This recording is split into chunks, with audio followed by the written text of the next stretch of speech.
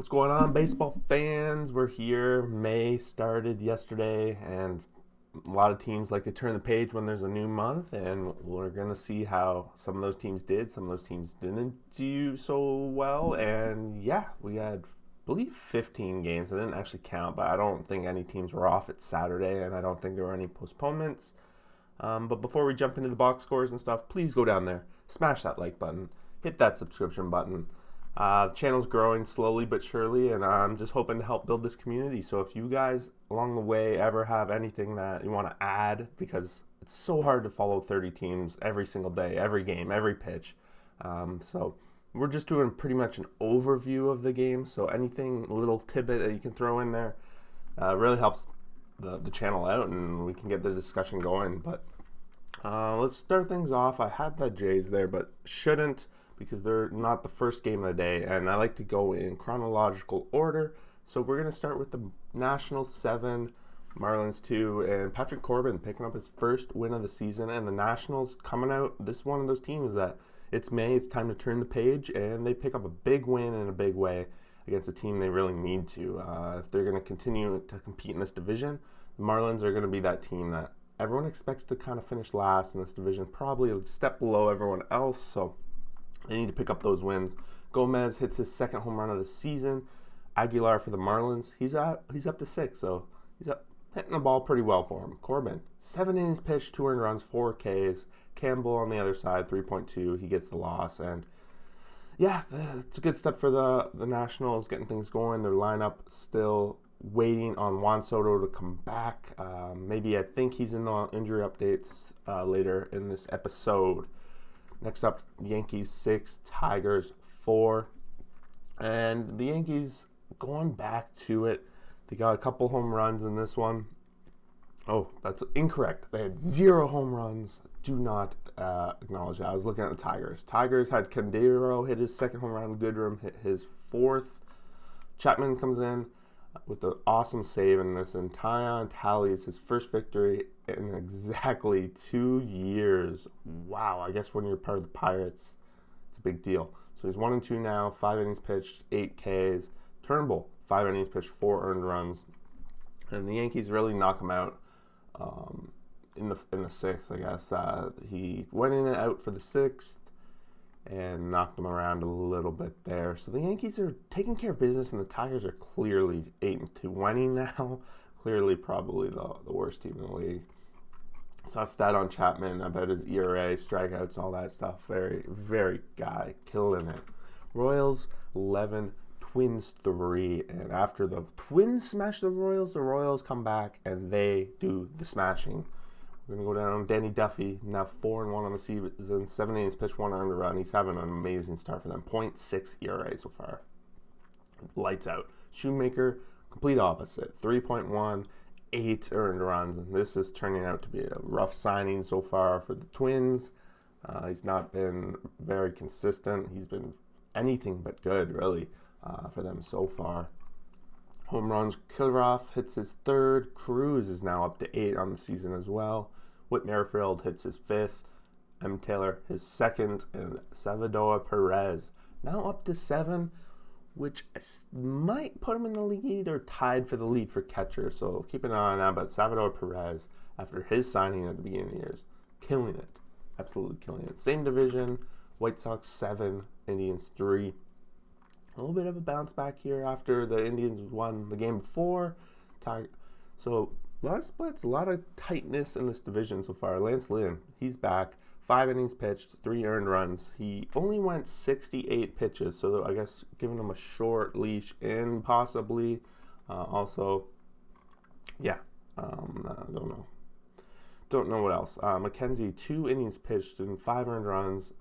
His ERA is up to 6.27. So Tristan McKenzie, it seems like people are starting to kind of solve what he's all about. Austin Hedges hits his 2nd home run of the season. Tim Anderson hits a grand slam in this game for his 4th home run of the season. Ends up being the difference maker, 7-3. Baltimore 8, Athletics 4, and I think the big story here is Matt Harvey. 3 wins in a row this guy's at. 5.2, 2 earned runs. Slowed down Oakland a little bit here. 2 earned runs. Luzardo now 1-3 on the season. 3 innings pitched, 3 earned runs, so nothing too much. Stewart hits his second home run of the season for the O's. Canha hits his fourth. Loreno hits his fourth as well. But it's not enough. The O's have that 6-run third inning where they knock the starter out and they kind of get the damage done. And the O's can't get enough off Harvey. Harvey has another great start. And then they can't really close the door. It's a big lead, and the Orioles closed it.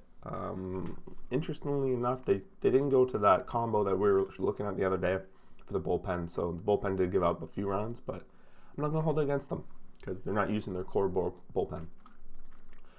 Next up, Cubs 3, Reds 2, and sure enough, the Reds are smack talking again, and this time it's with the Cubs, and bench is clear again, and the Cubs are the Reds are right in the middle of it.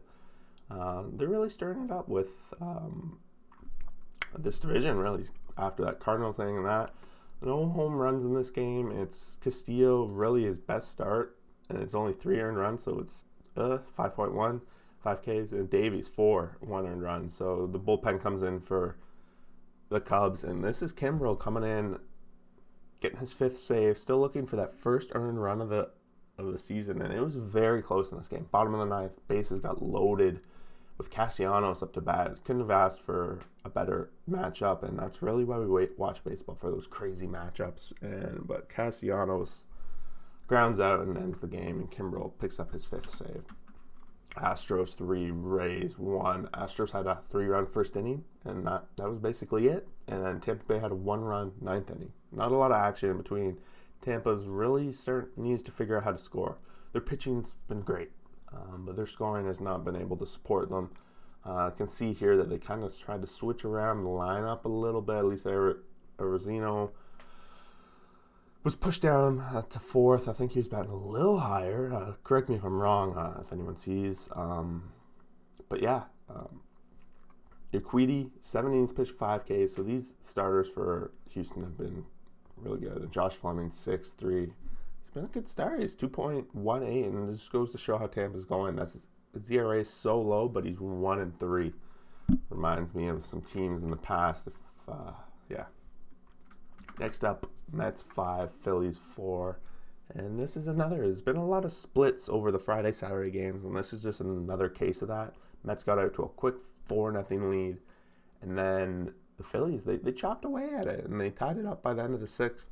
But long story short, Neres comes in the 9th and blows it with an earned run, a home run to Conforto with his 9th of the inning, his 9th of the inning, in the 9th inning, his 2nd of the season. Alex Baum hits his 3rd of the season to tie it up in the 6th off Tyon Walker, who had a 4 earned run start. So Wheeler, after starting that 4 earned runs in the 1st inning, he settled down very well and able to cruise and no decision. But Phillies, a rough loss for them here. They really are trending down, and this division is going to be important for one of these teams to pick up this rubber match. Cardinals 12, Pirates 5. Flaherty 5-0. 6 innings pitched, 3 earned runs, 9 Ks, and Cahill 5.1, 5 earned runs. Back to what he was kind of doing before his last start. Overall, DeJong hits his 6th, Williams hits his 3rd for the Cardinals, and no home runs for the Pirates. This is just the Cardinals taking care of business, and probably a big part of why they're favorites still in. They're winning. They seem to slightly get the edges when those rubber matches, but it's a close division and lots of baseball to go. So Goldschmidt 3 hits, Arenado 3 hits. Both these guys getting the ball going. Arenado almost leading the team in average, but leading the team almost in OPS too. Keep an eye on him. He's starting to heat up, probably starting to get comfortable in his new team a little bit here. Next up, we have Texas 8, Red Sox 6. Yeah, the home run ball back for Texas. They had a couple home runs in this game. Kinner Falafel hits his 4th. Calhoun hits his 2nd. And on the other side, Renfroe hits his 2nd for the Red Sox. But this is comes down to be, I think, a bullpen game that blows it because Rodriguez went 4 earned runs, 5 innings. Then Andrees comes in and they give him the blown save with a 3 earned run performance. And that was just off the long ball here. It's a 2-run shot for Calhoun that really does all the damage. And Ian Kennedy comes in, gets his 6th save of the season. And it looks like 3 strikeouts. He struck out the side. Interesting for sure that he's been a big part of this Texas in a lot of these close games and picking up the wins. Texas, while being 12-16, I'm very happy to see how they've been doing. They've been performing quite well. Just not there, you know?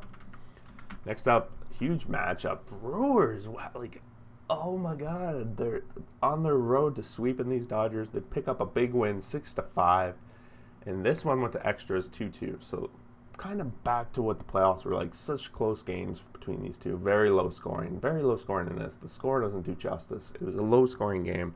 And then it goes to extras, and we all know how the extras work. So in the 10th, they both put up a run, so they got to go to the 11th. In the top of the 11th, the Dodgers put up 2. And then the Brewers answer with 3 in the bottom. So just a huge comeback. Travis Shaw with the walk-off hit. Home run goes to Urias, his 3rd of the season. Shaw had one as well in the 3rd inning off Clevenger, his 5th of the season. Interesting, was Clevenger in here? Oh my God, I did it again. I keep thinking this guy is Clevenger from the Padres. I don't know why. But yeah. This was a bullpen game for the Dodgers, and Brad May only went 1.2. I'm not quite sure what's going on there. Mookie Betts hits his 3rd home run of the season, his first leadoff home run. So he led the game off with a home run. Woodruff, 6 innings pitched, 6 Ks, 2 earned runs. Doing what Woodruff's been doing, being very consistent. Big win for the Brewers, and they got to be pumped about that. Next up, we got the Blue Jays 6, Braves 5, and this one was looking ugly really early. Braves hit a grand slam in the 2nd from their number 9 hitter, Pache. Comes up with the bases loaded, slams one home off Tommy Malone. But the Jays, they didn't give up, and this is with a fight I like to see from the Blue Jays. And the Braves on the other side, this is not what I like to see, them getting these big leads and blowing it. It's been a kind of a story of the season so far. On top of that, Acuna hit his 9th home run of the season, so they were up pretty big. The big story here being George Springer coming out, hitting his first 2 home runs of the season in this game, 2 home runs, and the Jays are really happy to see him in their lineup now, for sure. Charlie Morton went 5.1, 4 earned runs, and then on the other side, the Jays had a bullpen game, and most of the runs came right in the 2nd and 3rd inning there, with Tommy Malone and Trent Thornton giving up the runs. Mostly home runs, just home run balls that really did it. So yeah, that's the win for the Blue Jays. Walk off in the 10th. Rockies 14, Diamondbacks 6. Yeah, offensive game for sure. We had Story with a few hits here, Mac Mahone, a couple hits, like a bunch of hits all over the Rockies. Story hits his 3rd home run of the season. Nunez his 5th. On the D-backs, Young hits his 3rd. Rojas hits his 4th. I didn't watch this game too much, but there's a 7-run 8th inning. So overall, the game was super close. And you can see in the box score, back and forth all game long until it was 7-6 going into the 8th. And that's when the Rockies popped it off. Gomber's getting his win here, 2 earned runs. So I guess the Rockies did have that lead, even though it was going back and forth very close. And Zach Gallen, 4 innings pitched, 4 earned runs. He's going to pick up the loss. So a lot of bullpen used in this on both sides. Interesting. Brad Peacock's the guy that gives up 7 earned runs. I think that's Brad Peacock. It's got to be Brad Peacock. Matt Peacock. Huh. It's a new Peacock. But yeah, learning something new every day from some of these bullpen names. Pretty interesting for sure. Next up, we go to the Padres, taking care of business against the Giants for back-to-back wins here. And DeSclafani coming off his complete game, 6 innings pitched, 3 earned runs. Still a very good start, definitely against a team like the Padres. Snell, again, 5 innings pitched. This is a trend that I've picked up on now ever since I noticed is that Snell doesn't go past 5 innings. 1 earned run, 6 Ks. Overall, let's see, 91 pitches. So they keep it short and sweet, I guess. Home runs, Manny Machado, 4th of the season, Profar his 1st. And DeBon, it's his 1st of the season for the Giants. And yeah, this is just Padres taking care of business. Padres getting a couple of home runs. San Francisco keeping them at bay here. And yeah, this is kind of what I was worried about with San Francisco is once they stopped playing the bottom feeders, how are they going to compete? And so far, they're looking at for that first win. Angels 10, Mariners 5. Another one of those, they're split 1-1 after 2 games. And the Angels come back big. They needed this. After losing 1-0 the game, oh no, that was Houston that lost 1-0. But after losing the day before, they came back and they needed this win, and their offense came. And they're leaning on their main man, Mike Trout. He hits his 7th home run of the season. Walsh has 2 home runs in this one, so he had a 4-hit night and a bunch of RBIs, 3 RBIs. So those 2 guys hit. Mitch Haniger continues to be Seattle's best player. He hits his 7th home run of the season. While it's in the 9th inning, not a big deal. Still he's been great. Newsome 2 innings pitched, 8 earned runs, so picks up his first loss. And Canning 5.1, 0 earned runs. So having a starter on the Angels, 0 earned runs, it's a very big deal, and they're going to be working. They need to. This is the team I think is the closest to in that 500 bracket to just launching off, but they do need those starters to do something about it. But yeah, let's move on to this injury report. We got Straws and all that. So Steven Strasburg, right inflammation, cleared to throw his first bullpen session Saturday. So he tossed about 30 pitches yesterday. Dustin May, so we saw that going through the games. He exited right arm injury, so there's going to be an MRI. That's bad news for the Dodgers. They're kind of seeming to have some injuries so far to suffer through this season. Travis d'Arnaud, we saw him leave the Jays game after taking a slide. He's going on left thumb injury, so he'll be on a 10-day DL.